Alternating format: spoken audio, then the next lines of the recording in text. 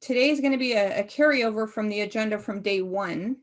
So last time we were here, we talked about the importance of the adjustment process. This is really a continuation of chapter 5 when we learned about why adjustments are needed.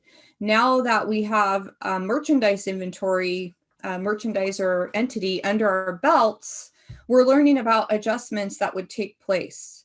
Last time we were here, we talked about the importance of that inventory adjustment. Take out the old, put in the new.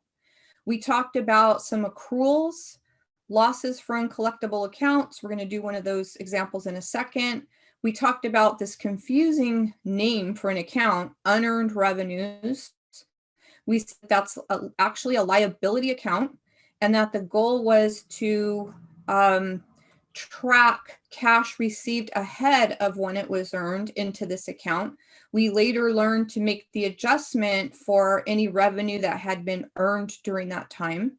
The examples we used were sports clubs that collect season ticket income. They get it ahead of time, and then as the games are played, you would recognize the revenue.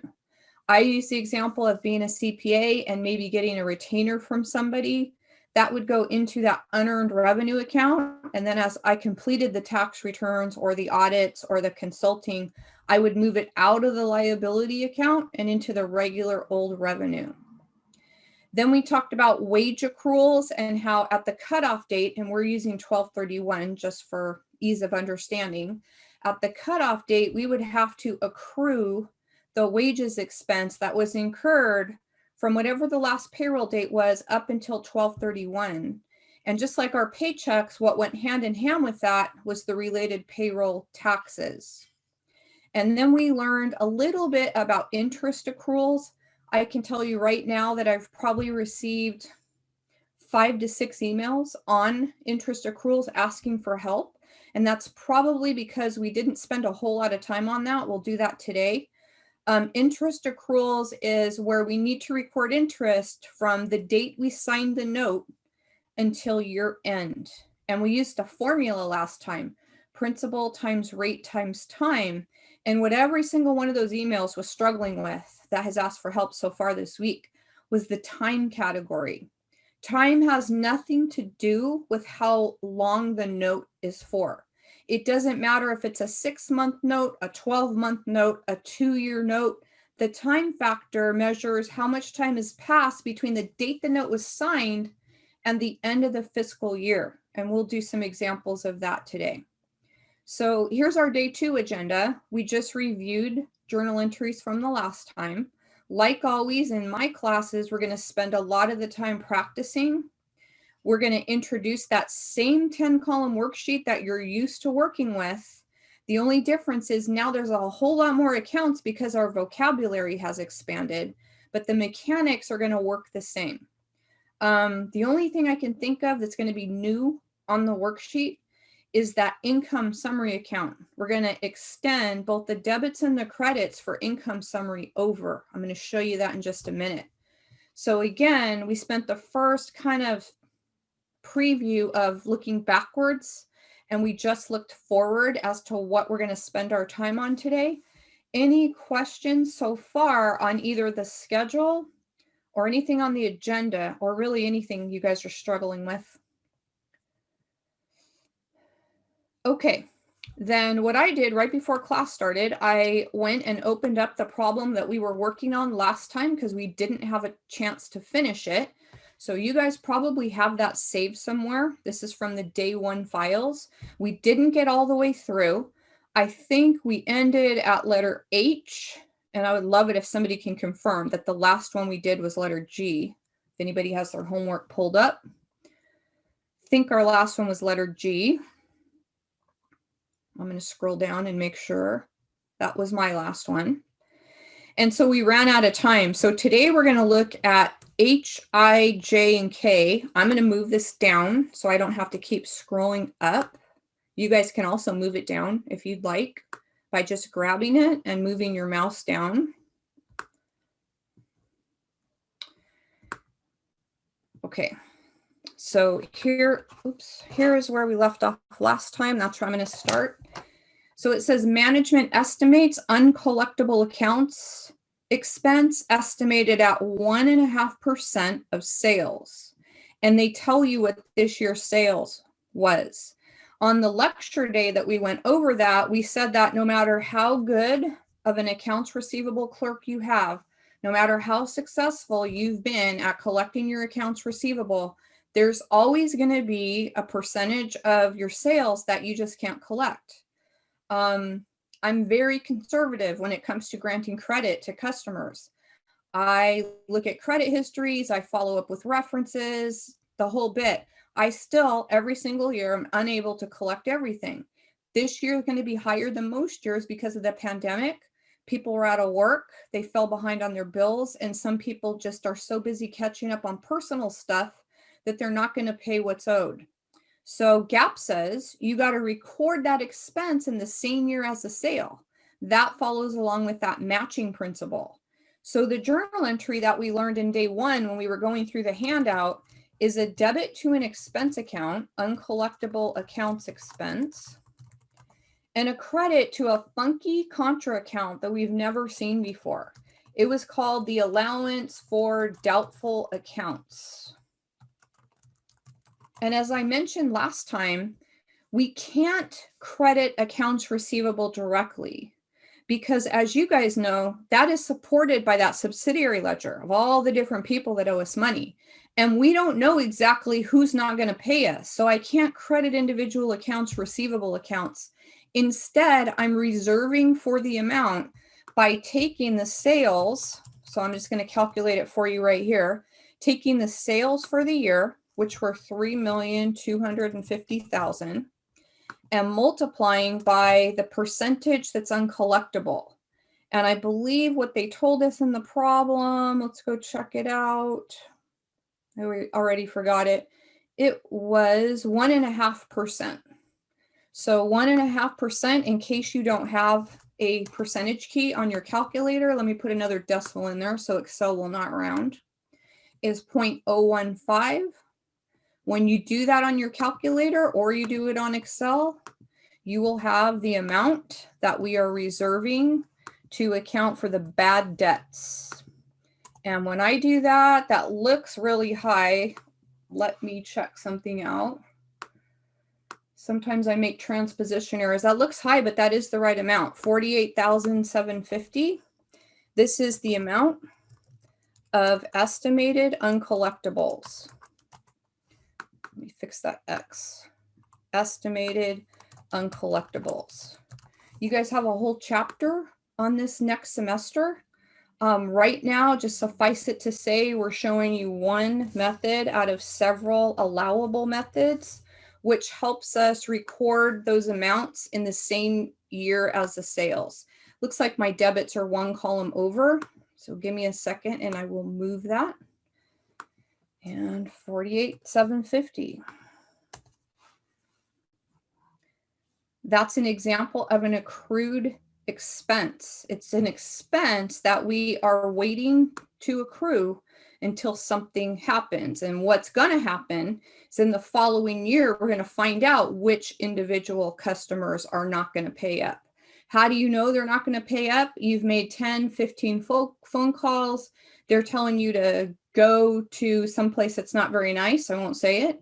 Or they'll tell you to take a long walk off a shore pier, or they'll say it'll be a cold day in hell before I pay you, that kind of thing.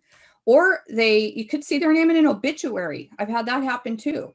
So this is a reserve. It's accounting for an uncollectible amount that you're not 100% certain of, but GAAP says you have to do your best job on estimating it. And then the auditors come behind you and make sure that that's adequate. How do they do that? By testing prior years and adjusting for any economic conditions. You'll go through that next semester. Professor? Yeah, go ahead. So when the accounts receivable gets written off, is there any other process besides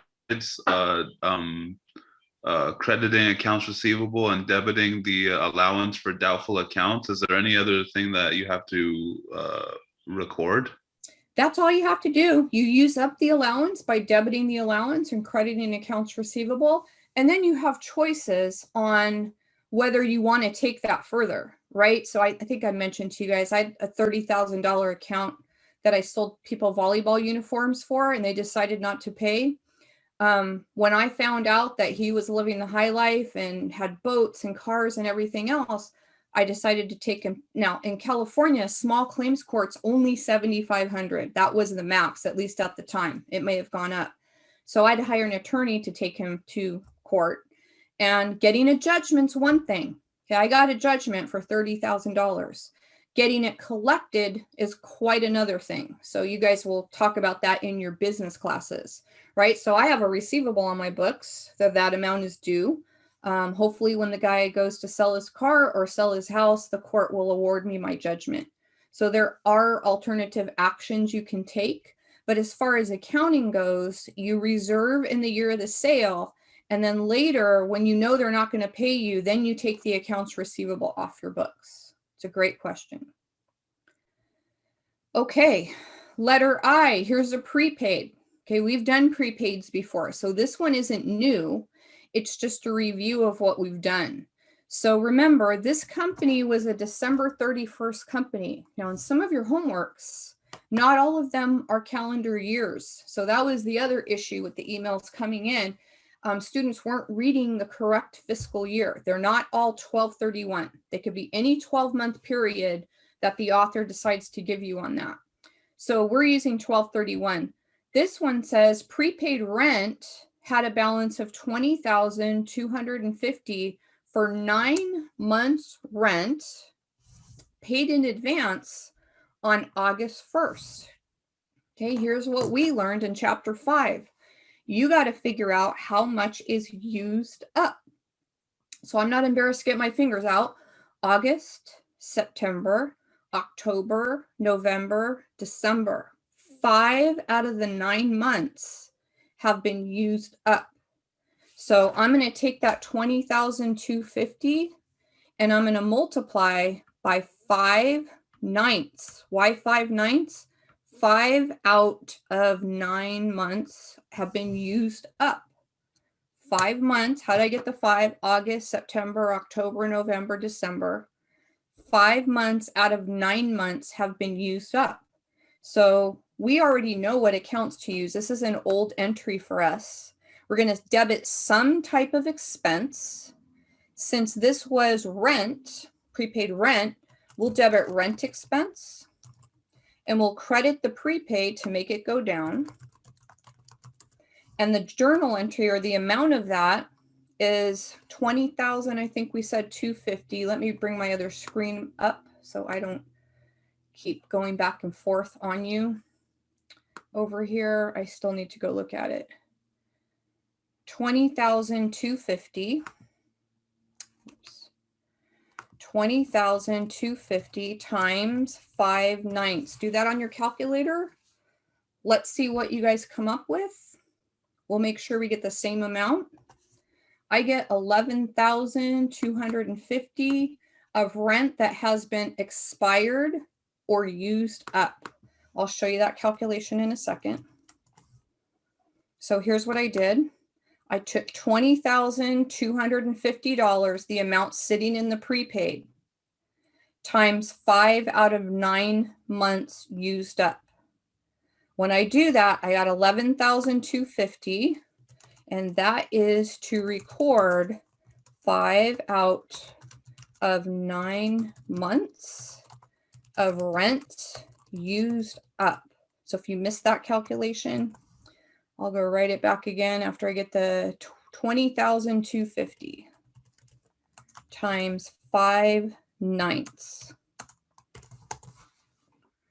We learned previously, way back in chapter 5, that was an example of a deferred expense. It's sitting on the books in a prepaid, but now that we've been incurring the months, time has passed, it no longer has value to us.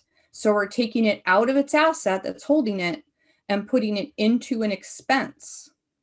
That's what the adjusting process is all about. In fact, if I remember correctly, in chapter 5, we were talking about a doctor client of mine who cried because they had so much malpractice insurance that they forgot, the maternity leave came into play, they forgot to record the amount of his prepaid insurance that had been used up. It caused his net income to be out of whack. It caused him to give profit sharing bonuses that employees weren't entitled to. I'm working just today after class. I'm going to help a newly widowed person, and I think she has 13 insurance policies. Okay, 13. And that's not unusual, especially in California, where we're forced to insure our assets as they grow more and more. So that can be a big one. The prepaids can be a big one, especially if it involves insurance. Okay, we got two more. One of them's old, one of them's new. Letter J talks about that supplies account. So again, I'm going to make a T account. Sometimes the author goes back and forth. Sometimes he'll tell us how much is used up, and sometimes he will just tell us, here's how much is on hand. We got to be able to read whatever he gives us. So it says the supplies account has a general ledger balance of $780. I'll call that beginning balance, BB. And it says a supplies account at the end indicates, I think that says 150. It kind of got cut off. 150 of supplies left on hand, meaning ending balance. What we need in this case, although not all cases, we need to figure out the amount used up. Sometimes he'll just say, hey, the amount used up is this. So you got to read and understand what they're asking you. So when you do that on your calculator, I won't attempt to do that in my head today. I got $630 of supplies used up. So this is an old one.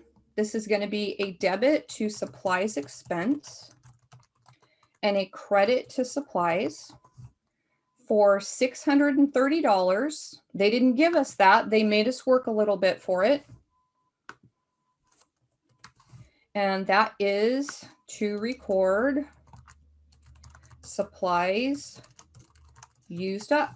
So if you miss that in the general, in the description there, in the general ledger, or in whatever they're using to track their balances, let me go recap that T account. They had 780, sorry for the trash can noise in the back, on hand. They took a physical count. They went in and took a look at how much of their supplies were on hand, was 150. So used up would be the difference. That's what I showed you in the T account. But if you prefer to do it in the description, that's fine too. Leave a historical record of where you've been. Any questions on those last three? Okay, here's where I got all the questions. So pay attention to this last one.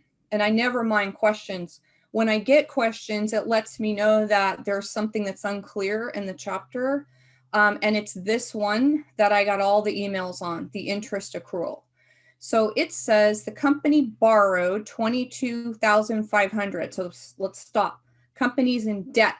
They signed a note payable. It'd be sitting on our balance sheet.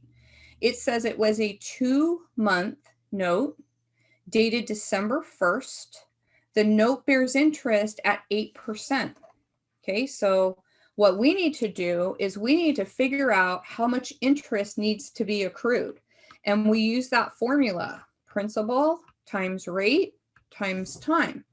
The principal and the rate are given. That's not where the problem is. So the principal's $22,500. The rate is 8%.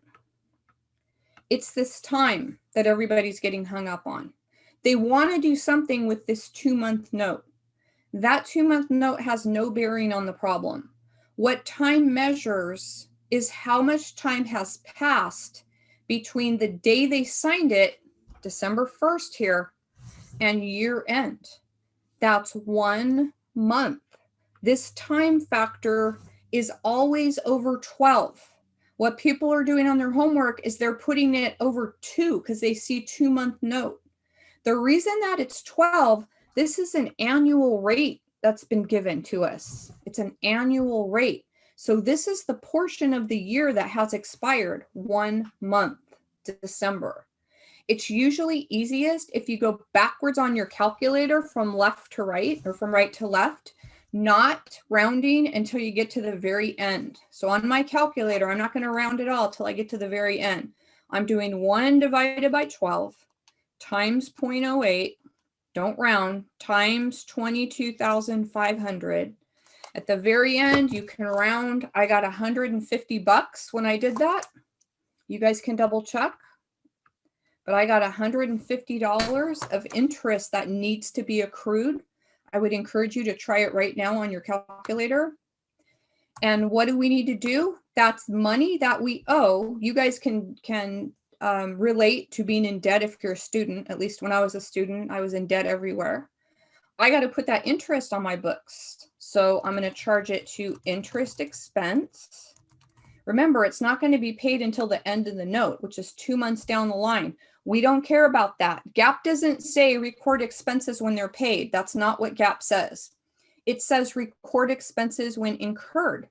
I've incurred 1 month of rent measured from the date I signed the note, December 1st, to the end of the fiscal year. So since I owe this money to whoever holds the note, I'm going to put that $150 on the books. And that would be to accrue 1 month of interest for your notes. Note signed December 1st, year end is 12/31, 1 month. That's where the issues are coming up on the homework. So any questions on wrapping up that problem from last time? You can see what I mean about these problems being time consuming. So we spent a whole class session on basically that problem. It's because we're lecturing as we go and we're spending a lot of time, but that will probably be, that question right there, will probably be the most challenging question you have on your last exam. Remember, your last exam covers 4 chapters, 3 topics. It covers payroll. It covers the adjusting process, which is what we're working on right now. And then chapter 13 is going to be on financial statements and closing entries. So I'm thankful you guys can use your books. I think that'll take some of the pressure off. Use your notes. This would be another good reason to take a good set of notes. I would encourage you to outline this chapter because it is so difficult. If you have no idea how to outline a chapter and you want to see an example of how I study when I take exams and you want to see what an outline looks like, all you got to do is email me and I'll share with you an example of how I study, how I outline the chapters. Just send me an email and I'll be happy to share that. Especially if I know it's going to be an open book test. Then I'm organized. When my test comes around, I've looked at my outline. It's all populated with what I need to do. And it's just a terrific way to study. All right, then for the rest of our class today, we're going to work on one worksheet problem. So go get the files for the second day, okay, from the modules link. We're going to work on one problem today. It's a worksheet. It's the same type of adjustments that we just finished, but this time we're going to focus on how do you do this in that worksheet.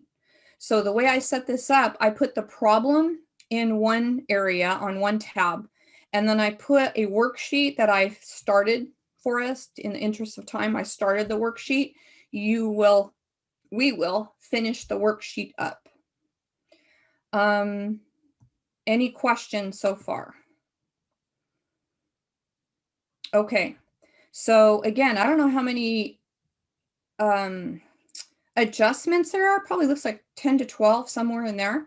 So what I did is to get us started, I took these balances and I dropped them in the worksheet. So let me go to that tab.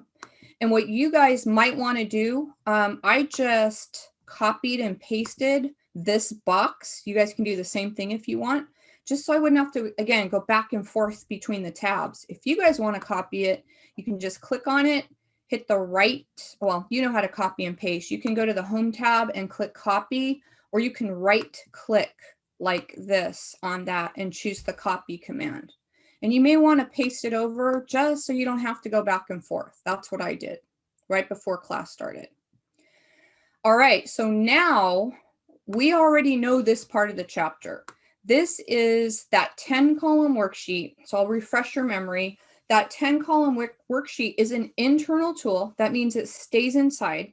It's an internal tool used to gather together all the adjustment data and to give the owner a projection of whether he or she was profitable, and also to give them a quick glimpse as to what their balance sheet's going to look like. So our job, the most challenging part of this worksheet, is just what we finished doing. It's dropping these adjustments in. So this will be our second attempt at practicing these adjustments. So any questions on where we're headed? And if one of you, Thamir, Israel, maybe one of you guys can just monitor that chat room, make sure nobody has any questions, I'd greatly appreciate it. Yeah, there's no questions. Okay, thank you very much. Okay, first one. Inventory on hand. This is that two-step process. Okay, so I'm going to highlight this line item. And we learned that in a periodic system, inventory is not touched during the year. Remember, on the buying side, we were debiting purchases. On the selling side, we were crediting sales. So what is still left in this inventory is the beginning inventory from last year. So we need to get rid of it. That's step one. Take out the old, put in the new. So to take out the old, I'm going to come to the credit side because this is an asset. I'm going to come over to the credit side and take it out. $16,985 is coming out of there. And we're going to stick it in that temporary holding account that we've learned of before called income summary, where I'll deal with it in the last chapter on closing entries. So take out the old, put in the new. I'm done with half the entry. I took out the old. If you were to put this inventory across right now, you'd see 0. That's what we wanted. We wanted to take it out. The second part is now we want to take this new account where they've counted and they've costed out. You guys will have several chapters next semester on how to do that. We've come up with a new balance of $15,840. So let's debit the merchandise inventory account for $15,840. And we're going to offset it on the income summary, $15,840. So what we just did is we took out the old and we put in the new. And by the way, if you guys kind of want to look at that math, how does that math work? I hope you see that these two wind up canceling each other out. And all that's left when we get to the adjusted trial balance and we foot things across, what's left now is that $15,840. That's that new inventory. Having said that, the income summary, for reasons that you may not understand right now, this income summary, this is the only account where I do not want you to net them. Both numbers, both of these numbers are going to be carried over to the adjusted trial balance. So I'm going to write in here, I'll go delete it later, but right now, do not net. Carry both numbers over. You're going to need it in that cost of goods sold section on the income statement that we've glanced at in previous chapters. So carry them both over, 16,985 and 15,840. That is the only number on the whole worksheet that will have two numbers in the same line, income summary. So we're going to pay special attention to the income summary. We're not going to net them. That's needed for cost of goods sold, which is coming up in the next chapter. So letters A and B, take out the old, put in the new. And of course, you would have to go journalize these transactions, because the only way you can get things into the accounting cycle is through the journal entry process. So remember, we're doing this on a worksheet, which is an internal document to pull it all together, but you still got to formally go journalize them. The purpose of this exercise is just to give you practice with that worksheet, that 10-column worksheet, which can intimidate some students. All right, then let me move this back over so we can see it. Letter C says, during 2000 X1, the firm had net credit sales. Okay, so not all the sales, but just the ones on account. Net credit sales of 160,000. Past experience indicates that 0.8% of these sales will be uncollectible. Okay, so let's go start to do that journal entry. We learned that we use an account called uncollectible accounts expense. Here it is way down on line 43. We're going to go in and do the adjustment right on the worksheet. So this is letter C, and your calculation, you can do it with me, is going to be 160,000 times, you can put 0.8% if you want, but if you don't have a percentage key on your calculator, 0.008. You move the decimal 2 to the left. And when I do that, I get 1,280. That's the amount that we estimate we're not going to be able to collect. So we debited the proper expense account. We're going to go credit that funky new account called allowance for doubtful accounts. It's going to be right below accounts receivable. It's a contra account. So I'm going to scroll back up to the assets. I'm looking for the allowance for doubtful accounts. Here it is. And I'm going to go put that same exact number in it. So I'm going to go reference it because I can't remember what it was. There it is. That's letter C. Nobody likes to do that. CEOs don't like to record expenses before they happen. They don't understand GAAP, or they don't want anything to happen to make their profit go down. So many people are very resistant to recording that. GAAP says you have to do it. You have to record the expense of not collecting something in the same year as the sale. All goes back to this matching principle that we spent all semester talking about. Questions on A, B, or C? Okay. D, an inventory of supplies. Okay, here he's going back to using the inventory of supplies. So let me go over here and highlight the account we want to see. Here's supplies. I'll make it orange so you guys can see it. He didn't just come out and say supplies used up is. He's going to make us calculate it. So there's 750 sitting in supplies right now. And he just told us that there should be $245 on hand. So I'm going to let the computer do the math. I'm going to take the 750 that's in there now and subtract out 245. You guys can do it on your calculator if you want. I got 505. $505 of supplies have been used up. So I'm taking it out of the asset and I'm going to go put it in some kind of an expense. And what makes sense in this case is supplies expense. So go find supplies expense. It's probably toward the bottom, line 39. There it is. That was letter D. And I believe it was 505. Not new. That's an old one from chapter 5. This is just summarizing all of them up for you. Questions on A through D? Okay. Then letter E. I'll go highlight it in green so we're all talking about the same thing. It says that, letter E says, on July 1st, the firm purchased a 1-year insurance policy. Okay, let me go look at the worksheet. This is a calendar year. Our worksheet says for the year ended December 31st. It says on July 1st, they bought 1 year. So here's what you got to figure out. How many months have been used up? Okay, I'm not afraid to get my fingers out. July, August, September, October, November, December.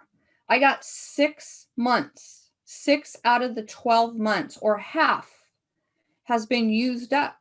So you can either do 6/12 or you can do half. Most of us can do that in our head. That's 1,200. I'm going to take it out of the prepaid and I'm going to go put it into the insurance expense. So I'm going to go search for the insurance expense. There it is on line 40. We'll put it in. I think that was letter E, 1,200. That's a deferred expense. The asset's sitting on our books until the time is used up. We deferred recognizing the expense until the time had expired. So if you missed it, we credited the prepaid insurance and we debited the insurance expense.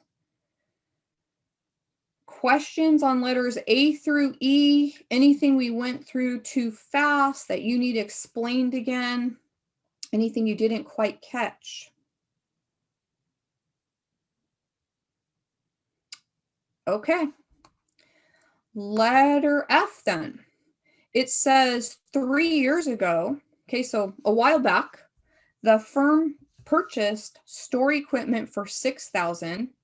The equipment was estimated to have a 5-year useful life, and I don't think it had any salvage value. It looks like it got cut off, so I'd have to go look that one up. I do have it open. Let me make sure that it didn't have a salvage value. Letter F. Oh, it does. A salvage value of, looks like 1,000. Okay, so that kind of got cut off. You might want to write that in. Had a salvage value of 1,000. So do you remember the formula? That's the first thing. The way we calculate depreciation is, I'm just going to go right into the accumulated depreciation and do it. I'll show you guys as I do it. It is the cost. So that was 6,000 less the salvage value, which is 1,000. So we got 5,000 on top, divided by a 5-year life. You may be able to do that in your head. So 5,000 on the top, 5 on the bottom, that's going to be $1,000 a year that you're depreciating. The credit goes to accumulated depreciation, and I put that in the wrong column. Let me move over one to get back to the adjustment column. That was $1,000 in accumulated depreciation. And of course, way back to chapter 5, we're going to be debiting depreciation expense. So let me go to find depreciation expense for the store equipment. We just calculated it to be 1,000. Anybody miss that calculation? So if you look at that balance sheet right now, and I go look at that equipment account way up here, you can tell how old the equipment's getting on somebody's balance sheet by looking at how much has been depreciated. They've been taking $1,000 a year. This represents the 3rd year. When we foot this across, we'll get 3,000. You can see that that depreciation is about in its midway point of its life. It's important to know that as an investor, because as you see high levels of accumulated depreciation, they're going to have to start spending a lot of money to replace that equipment. And letter G, unless you guys have questions, that was a depreciation adjustment. Letter G is the same thing. And again, because I tried to put everything on one screen, it got cut off. I have my book open right here. Let me tell you what the salvage value was, and I better put on my glasses because this book print is small. Letter G says the salvage value was $1,410. I'll write that in. So it says 3 years ago, the company purchased store fixtures. So here we are. We're looking at the accumulated depreciation. And I'll just calculate it right here for you. It's $15,760, which is the cost, less the salvage value, which I just wrote in for you, of $1,410, divided by the life. I want to say the life was probably 7, but let me go double check. 7 years. So go ahead and divide by 7. Let's see if we get the same answer. I got 2,050. So let's go debit depreciation expense for 2,050, this time on the fixtures. Okay, so if you missed that, cost minus salvage value, those two subtracted from each other, and then divided by the 7 years. Depreciation is always deferred expenses, the assets sitting on the books. But like with our lives, our assets get older every year. They become less useful to us. So the purpose of depreciation is to take the asset's cost and split it out a little bit in each year over the course of the asset's life. That's what we call depreciation. Why do we have to do that? Again, in consideration of the matching principle, which says you got to record revenues and all the related expenses in the same time period. That equipment's been benefiting us each year. So each year gets a portion of the cost until it's all used up. And again, you guys have a whole chapter. Accounting 101 goes down the balance sheet, line item by line item. You guys have a whole chapter on depreciation methods. There are about 20 of them out there. In 101, you'll learn about 4 different ones. Questions through letter G. There's nothing in the chat, Professor. Thank you for checking. All right, letter H again is where the emails have come up with the interest. So whenever I get emails, that tells me that there's a lot of confusion about how that works. So let's read this one carefully. Just before class, I got an email from an online student. Letter H says, on October 1st, the firm issued a $4,000 note payable. If you go up to the payables, you'll see the note right here on line 20. So it has some debt. The interest rate is 9%, and it was signed on with a local bank. Okay, our job, figure out the interest. Okay, we know that it's principal times rate times time. It's the time that catches everybody. So the principal is given 4,000. The rate is given 9%.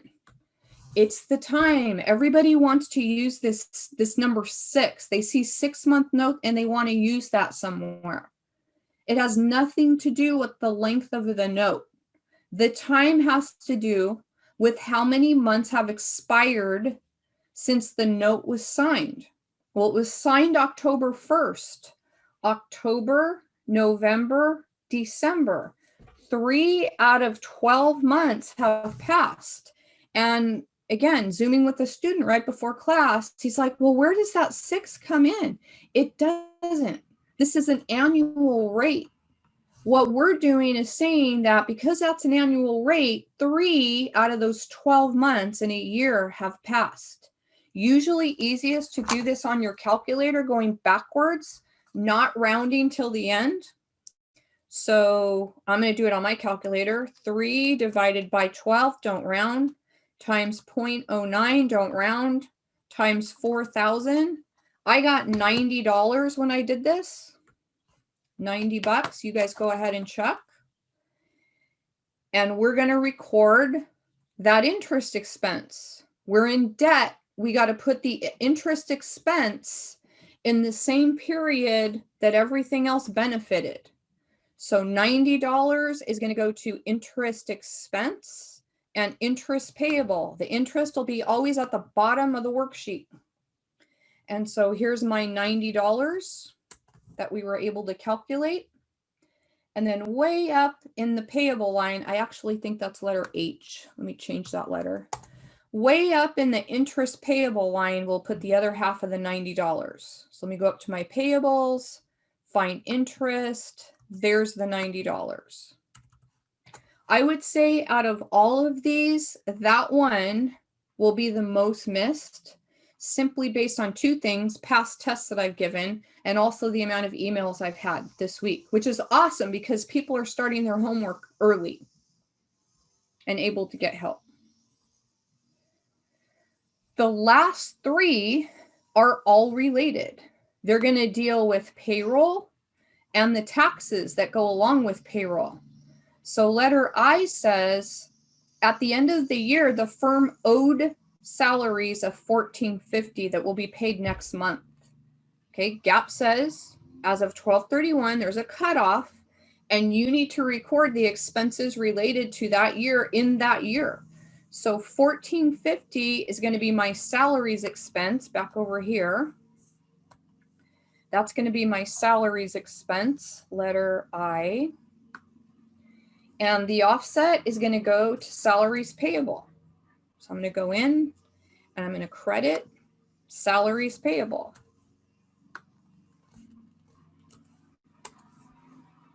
That's to record the wages. That's an accrued expense. It means you owe it, but you haven't yet paid it. And then what goes hand in hand with that are the payroll taxes. So remember from the previous couple of payroll chapters that we've had, there's 4 payroll taxes. The way that I'm going to record it is one big debit to payroll tax expense, and then 4 individual taxes: Social Security, which they give us the rate for; Medicare, which they give us the rate for; FUTA and SUTA, which they give us the rates for. So they're going to make us calculate it. So here's what this one's going to look like. One big debit to payroll tax expense here in the adjustment column.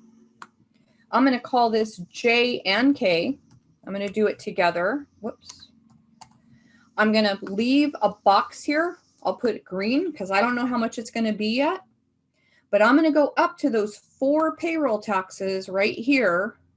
He split the Social Security and Medicare up into 2. He put J for the Social Security and Medicare, and the other 2 were in letter K. I'm going to do it all together just so it doesn't confuse anybody. We're used to seeing it done that way. And we just got to compute, making sure that we don't make any silly computational errors. Okay, so they give us the rates. Social Security, 6.2. Let me go fill that in. 1,450 times 0.062. I got 89.90. Medicare is 1,450 times, what did they tell us the rate was? 1.45. That is current. I was hoping they used the current rate. I got 2103. Go ahead and drop it in. FUTA, they gave us at 0.6. So we'll take 1,450 times 0.006. If you don't have a percentage key, I got $8.70. And then SUTA is always higher. And the rate they gave us in this one was 5%. Okay, a little bit less than what California charges. And when I did that, I got $72.50, always higher than FUTA.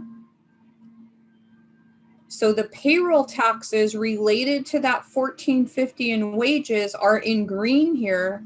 Now I'm going to go down to the payroll tax expense and I'm going to add them up.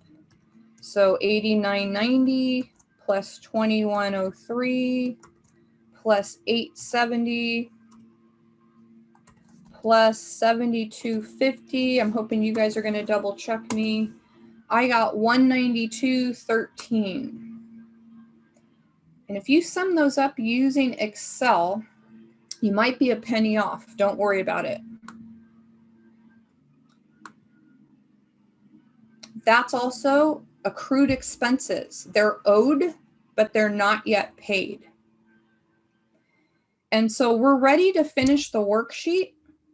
Any questions on those adjustments? Because that's what I believe is the toughest part of this worksheet.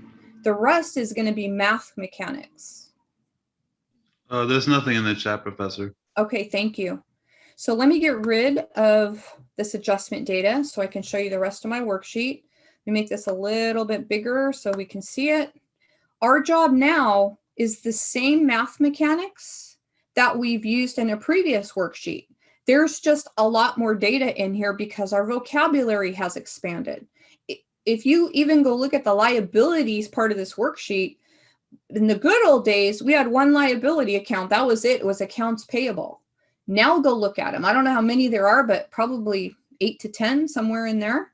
So next step on a worksheet is to sum up the columns. Okay, I'm going to work with you. If you're not familiar with Excel, all you do is type in equals SUM for sum. Equals SUM, sum. Open the parentheses, which is above the number 9. Open the parentheses and just highlight from bottom to top or top to bottom. I'm going to do top to bottom. So I'm going to start all the way up here at cash, and I'm going to highlight. I'm holding my mouse key down. I'm going to go all the way just above that last line. Here's what my total is. Oh, and I'm in the adjustment column. Yes, you guys can see that. Once you have that formula in, literally, if you know how to use Excel, we can copy the formula all the way across. So if you're not really familiar with Excel, first of all, I would encourage you guys to take, definitely if you're transferring to a university, take that Excel class. It's 133. I am offering it over the summer if anybody's interested, or you can take it at a regular pace in the fall. But grab this formula and copy it all the way across. If you're not familiar with how the quick way to copy it, you can watch me in Excel. So right now I'm in the middle of this gray line and I have a fat cursor. It's called just the select cursor. If I move this to the corner, you'll see it turn into a skinny cross. So fat cross, move it to the corner, it turns into a skinny cross. Grab it by left clicking the mouse and drag it all the way across. And that way, we'll let the computer do all of the summarizing. What we're looking for is that the debits equal the credits in the adjustment column. That's all that we filled out so far. And you see that they do, so we know we're good. If you have two different numbers down here, then you need to go back and find out which number is wrong. If you get to do your homework this weekend and you just for the life of you can't find out why you're wrong, I don't want you banging your head against the wall. I don't want you pulling your hair out. Email me and say, I'm stuck on the worksheet. I can't get the adjustment column to balance, and I'll help you find it. So once we got that adjustment column ready, now we're ready for that horizontal math that we've looked at in chapter 5. That horizontal math is literally just adding across, understanding how the accounts work. In classroom, we said this way, horizontal math. We are adjusting our trial balance for any of these adjustments that we just popped in. So cash did not change, drop it in. And accounts receivable did not change, drop it in. The allowance, be careful, this is a new account. You're highly likely to make an error if you're not paying attention. It started off with a credit balance. Remember, it's a contra asset. We just added to it. So you're going to add those two up, but you're going to put it in the credit column. So 600 plus 1280 means our new total there is 1880. We did the inventory earlier, so we can leave that alone. So supplies, we started with 750 and we adjusted it with a credit to pull it down of 505. So you should have 245. That number should look familiar. That was the amount of supplies that they said was on hand. So we know we did that right. Prepaid insurance, line 15. We started with 2,400. We had a credit of 1,200. That means we still have 1,200 left. Okay, so let me stop for a second. We've done about 6 lines or so. Any questions on how we came up with those horizontal math totals? There's nothing in the chat, Professor. I so appreciate you checking. I don't know if you guys know this, but my tutor, it works in an industry where COVID affected. In fact, I don't think she would mind. She works in a funeral home.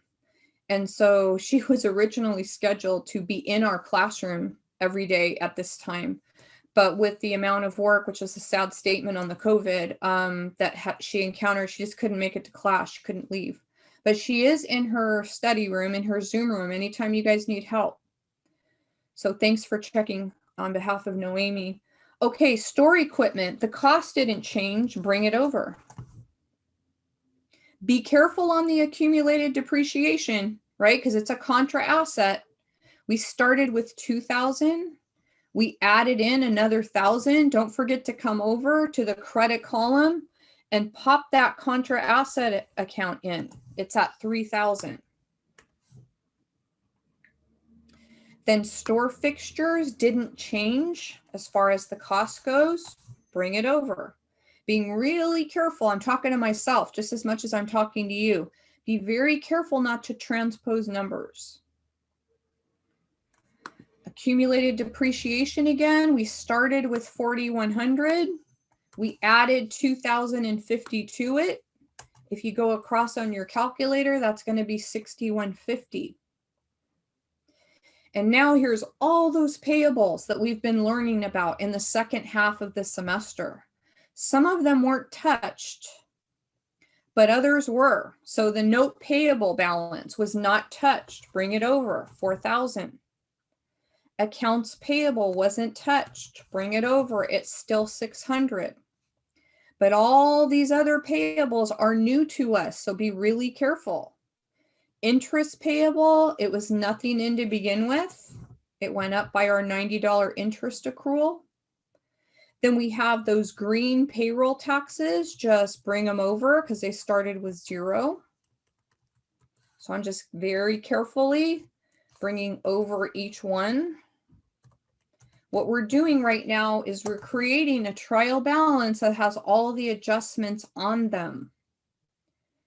And salaries payable, those are for the employees who we owe payroll on. So we're through the liabilities. We're getting ready to enter the equity accounts and the income and loss accounts.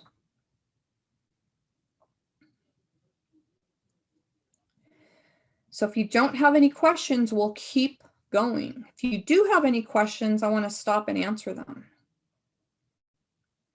All right, so capital did not change, just bring it over. Drawing didn't change, but be careful because that's a contra account. So here you are going through all these credits, and then you get this drawing thrown at you. That's also a place where you're highly likely to make a mistake. So the drawing's 8,000. That represents how much the owner took out for his or her own personal use. And we're just going to keep pecking away at it. We have sales of 236,560. Then be careful of these contras. You're going to be back and forth between the debits and the credits. The sales returns and allowances were 6,000. The purchases were 160,000. Let me get rid of this do not net now that we've looked at that. The purchase returns and allowances are back over on the credit side. That's why this takes extra time and attention to detail. Income summary, it's in yellow, do not net. Leave them both there. You're going to find out why in the next chapter. Bring them both over. So to finish it up, we're down here in the expense line items. Rent did not change, bring it over. Telephone did not change, bring it over. Salaries did though, so be careful once you get down to salaries, it went up. When you take 40,000 and you add in 1,450, you'll get 41,450. The payroll taxes went up. They started at 3,200. They added in 192.13. And then the rest of the expenses all came from adjustments. So be careful and bring those over.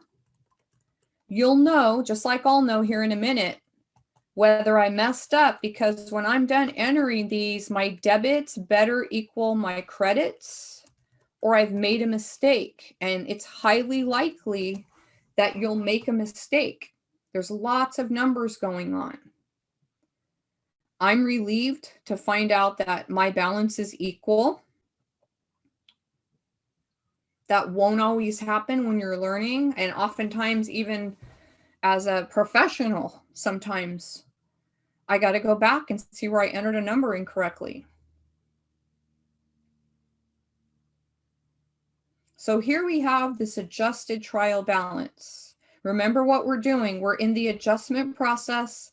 This is an internal tool used to gather together all the adjustment data. Our next step is going to be what the owner wants to see. Was he profitable or not, he or she?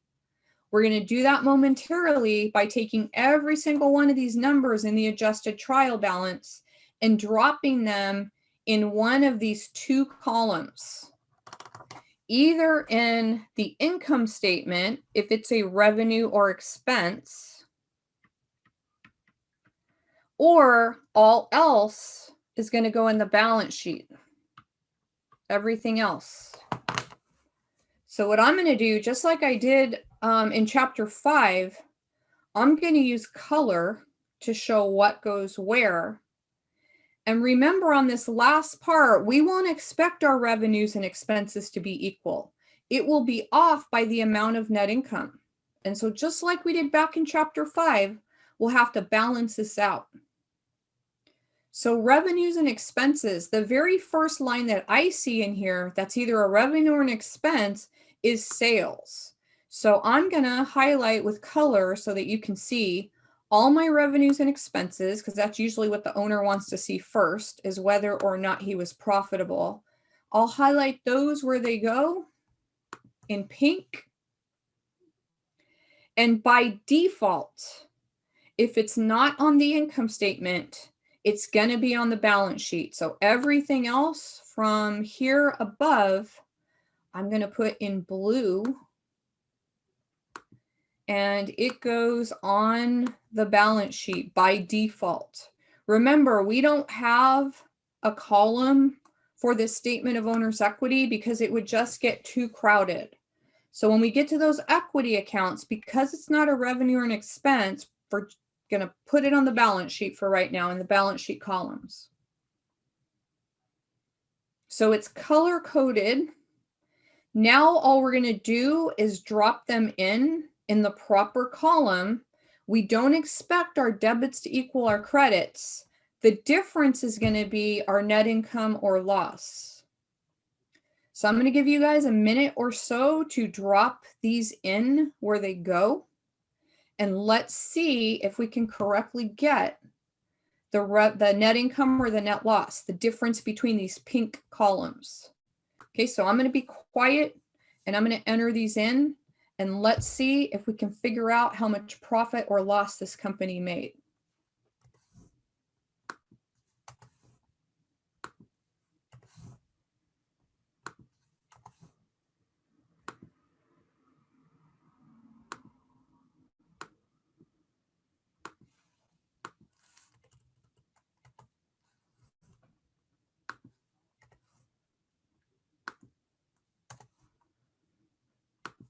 When you get to the income summary, carry them both across, both numbers. That's the only account we're going to carry both numbers over.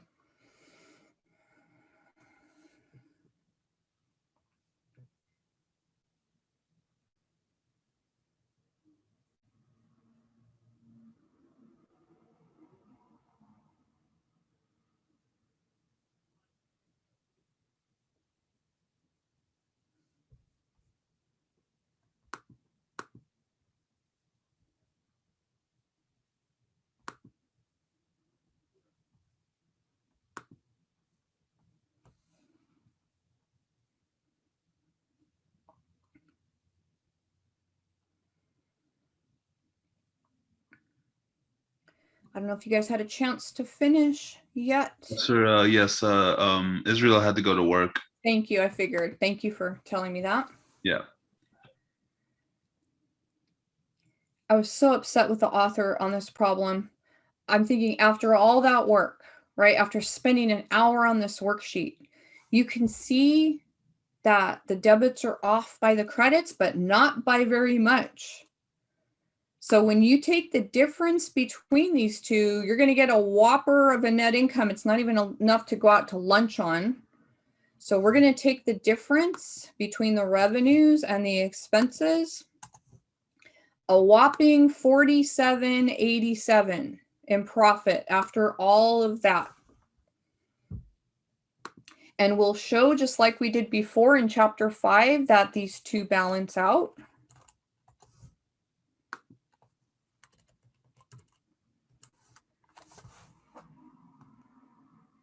So there is our red number, a whopping 47.87. Let me make that a little bit bigger so you can see it. It'll stand out. To wrap this up, remember, it's not a one-sided worksheet. They both have to balance out. To wrap this up, we got to go fill in the blue part of this worksheet. So let me give this another minute or so on the screen. And remember, I post these files so that if you got lost or you were having trouble seeing, or it took you a little bit longer than what I was allowing, you can go download these files toward the end of class. And so to wrap this up, I'm going to go drop the blue numbers in where they go on the balance sheet. By default, if they're not on the income statement, they're going to fall on the balance sheet. So I'm going to go ahead and drop those in.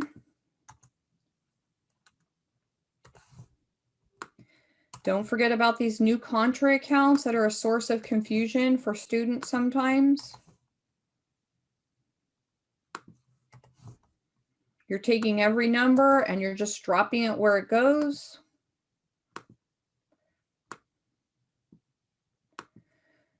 Making sure that you don't transpose.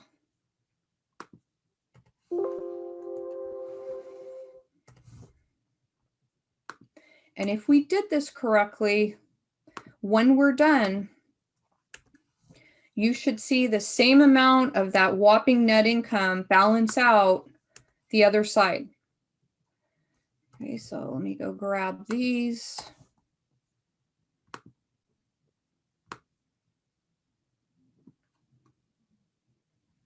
Don't forget about that drawing.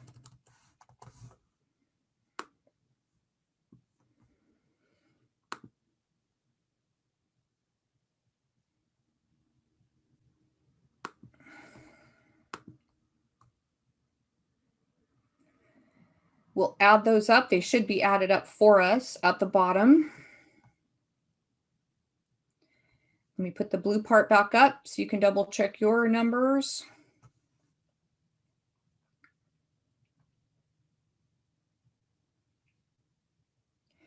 And at the very bottom, you should be off by exactly the same amount. We'll go check in a minute.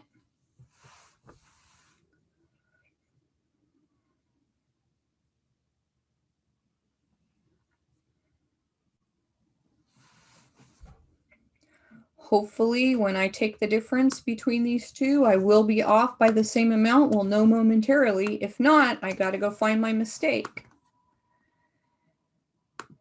And you'll see that we balance out to the other number. They have to match, and they'll be in opposite columns. And so last step is to balance this out.